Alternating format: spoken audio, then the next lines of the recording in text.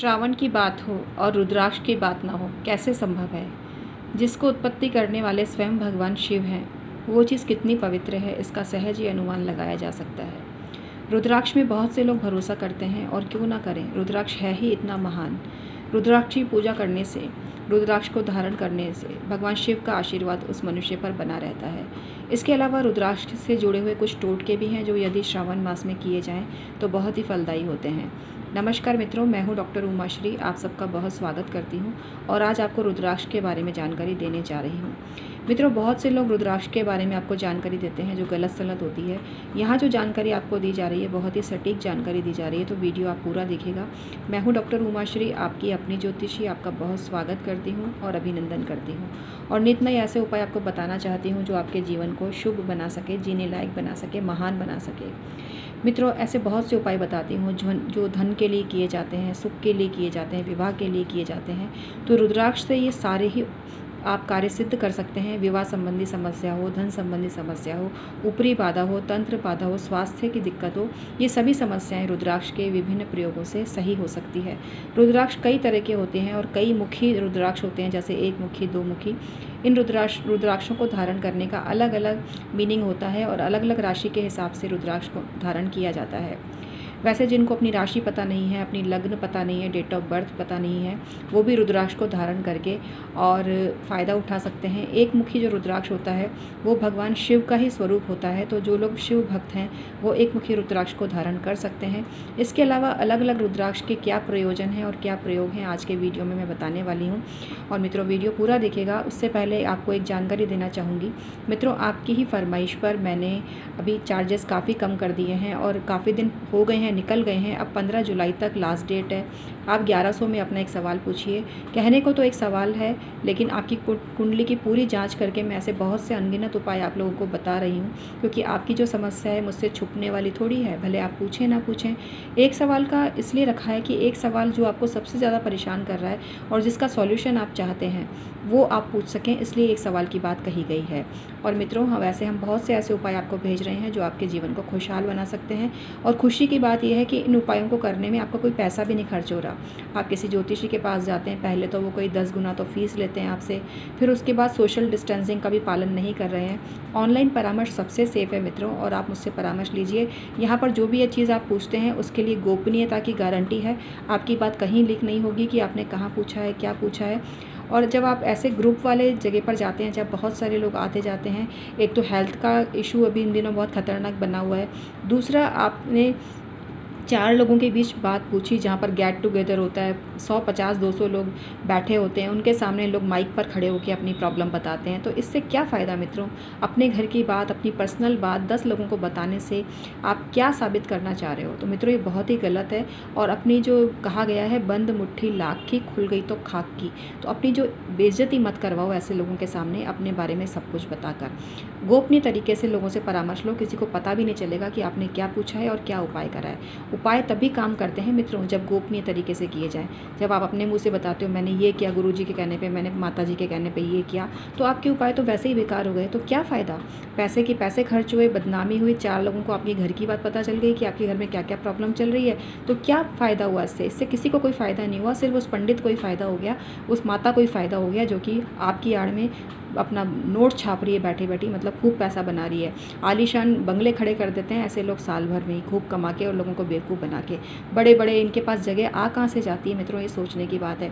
छोटा सा पुजारी जो मंदिर में बैठा हुआ पूजा कर रहा है और लोगों की कुंडली देख रहा है, वो तो कभी अमीर नहीं बन पाता। और ऐसे लोग जो कि कुंडली बना रहे हैं, बड़े बड़े वीडियो बनाते हैं, बड़े बड़े दरबार लगाते हैं, इनके पास पैसा आ कहाँ से जाता है?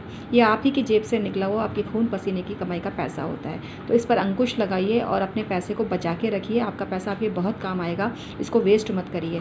और हम जैसे लोगों से जुड़िए, या ऐसे और भी लोग हैं जो नॉमिनल चार्जेस पर आपको परामर्श दे रहे हैं और आपको ऐसे खर्चे भी नहीं बता रहे, उन लोगों से परामर्श लीजिए जिससे कि आपको जानकारी मिल सके। मित्रों, क्षमा चाहती हूँ, वीडियो लंबी हो गई है, लेकिन आपको अपनी आंखें खोलनी ही पड़ेंगी। पाखंडों की दुकानों को बंद करना पड़ेगा, जो सिर्फ आपका शोषण करते हैं और अपने आप को भगवान साबित करते हैं। मित्रों, भगवान आपके भीतर ही है और आप भी खुद किसी भगवान से कम नहीं हो, अगर आप सच्चे रास्ते पर चल रहे हो तो मित्रों, चलिए रुद्राक्ष की बात करते हैं और वीडियो को आगे बढ़ाते हैं और आपको रुद्राक्ष से संबंधित और जानकारी देते हैं। मित्रों, रुद्राक्ष कई मुखी होते हैं। एक मुखी जो रुद्राक्ष होता है वो भगवान शिव का रूप होता है। 2 मुखी जो रुद्राक्ष होता है वो अर्धनारीश्वर का स्वरूप होता है। 3 मुखी जो रुद्राक्ष होता है वो साक्षात अग्निदेव का स्वरूप होता है। 4 मुखी रुद्राक्ष ब्रह्मा जी का स्वरूप होता है और 5 मुखी जो रुद्राक्ष होता है वो कालाग्नि रुद्र का स्वरूप होता है। 6 मुखी जो रुद्राक्ष है उसको कार्तिकेय का स्वरूप माना गया है। इसके अलावा जो 7 मुखी रुद्राक्ष होता है इसको सप्त माताओं का या सप्त ऋषियों का प्रतीक माना गया है। कुछ ग्रंथों में तो सप्त ऋषि बताया गया है और कुछ ग्रंथों में सप्त माताओं का प्रतीक माना गया है। 8 मुखी रुद्राक्ष को बटुक भैरव भगवान का प्रतीक माना गया है। 9 मुखी रुद्राक्ष को दुर्गा जी का प्रतीक माना गया है। 10 मुखी रुद्राक्ष को भगवान विष्णु का प्रतीक माना गया है। 11 मुखी रुद्राक्ष को इंद्र का प्रतीक माना गया है और कई जगह इसको रुद्र का प्रतीक भी बताया गया है। 12 मुखी रुद्राक्ष सूर्य का प्रतीक माना गया है। 13 मुखी रुद्राक्ष इंद्र का प्रतीक बताया गया है। कई जगह कार्तिकेय का भी प्रतीक बताया जाता है। 14 मुखी रुद्राक्ष भगवान शिव जी का और कई जगह हनुमान जी का प्रतीक बताया गया है। वैसे तो सभी रुद्राक्षों में भगवान भोलेनाथ की शक्ति और आशीर्वाद होता है, लेकिन जिन देवताओं का इसमें विशेष निवास माना गया है तो किसी खास प्रयोजन के लिए इनको धारण किया जाता है। अपनी राशि के हिसाब से भी आप इसको धारण कर सकते हैं। मैं सेपरेटली आपको अलग से वीडियो बना के बताऊंगी कि कौन सा रुद्राक्ष किस राशि और लग्न वाले के लिए शुभ होता है, क्योंकि वीडियो का काफ़ी विस्तार हो जाएगा यहाँ पर, तो यहाँ मैं इतनी ही जानकारी आपको दूंगी। इसके अलावा जिनको बीपी रहता है, जिनको हार्ट की प्रॉब्लम रहती है, उनके लिए भी ये रुद्राक्ष को धारण करना बहुत ही शुभ माना जाता है। यदि किसी के विवाह में बहुत अड़चनें आ रही है तो ऐसा कहा जाता है कि सोमवार के दिन वो बिल्व पत्र और रुद्राक्ष यदि भोलेनाथ को अर्पित करते हैं तो उनका विवाह शीघ्र हो जाता है। यदि किसी के घर पर तंत्र बाधा की हुई हो तो काले धागे में लपेटकर रुद्राक्ष को मुख्य द्वार पर लपेटने से बाधा समाप्त हो जाती है। इसके अलावा जल में रुद्राक्ष डालकर थोड़ी देर रखें और उस जल का छिड़काव यदि पूरे घर में किया जाता है तो भी घर से तनाव कलेश दूर होने लगते हैं। जो मनुष्य रुद्राक्ष को धारण करता है उसका जो मार्केश का प्रभाव है वो भी टल जाता है। मृत्यु तुल्य कष्ट भी उसकी ज़िंदगी से दूर हो जाता है। रुद्राक्ष धारण करने के साथ साथ शिव जी के मंत्रों का जाप और महामृत्युंजय मंत्र का जाप करने वाला दीर्घायु होता है।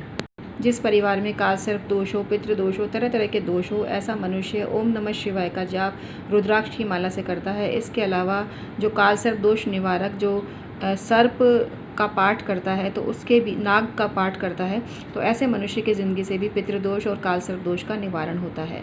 रुद्राक्ष जो मनुष्य धारण करता है वो किसी को भी अपने वश में कर सकता है, क्योंकि उसके व्यक्तित्व में इतना तेज का प्रभाव उसके अंदर समाहित हो जाता है कि वो जहाँ भी जाता है लोग उसकी बात का विरोध करने का साहस नहीं कर पाते। आप कहीं भी जाएं, अगर आप धारण नहीं करते हैं तो अपनी राशि के हिसाब से एक रुद्राक्ष अभिमंत्रित करके अपनी पॉकेट में रखें, तो आपका विरोध करने का साहस कोई भी नहीं कर पाता है। अपने व्यक्तित्व में तेज पैदा करने के लिए आप एक बर्तन के अंदर रुद्राक्ष को भिगो दीजिए, बाद में अपने स्नान के पानी में उस जल को मिला लीजिए।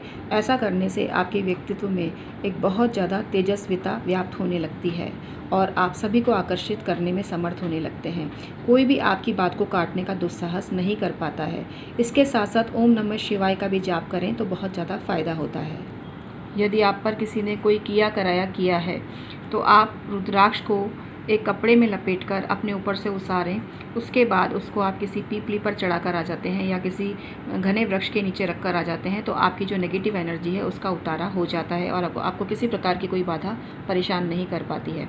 तो इस तरह से रुद्राक्ष के बहुत ज़्यादा प्रयोग हैं और रुद्राक्ष को साक्षात शिव का स्वरूप माना गया है। ये अलग अलग स्वरूप अलग अलग साइज़ में मिलते हैं और इसके अलावा ये कलर्स में भी काफ़ी अलग होते हैं, लेकिन प्राय इस तरह के जो कलर वाले रुद्राक्ष होते हैं ये अच्छे माने जाते हैं।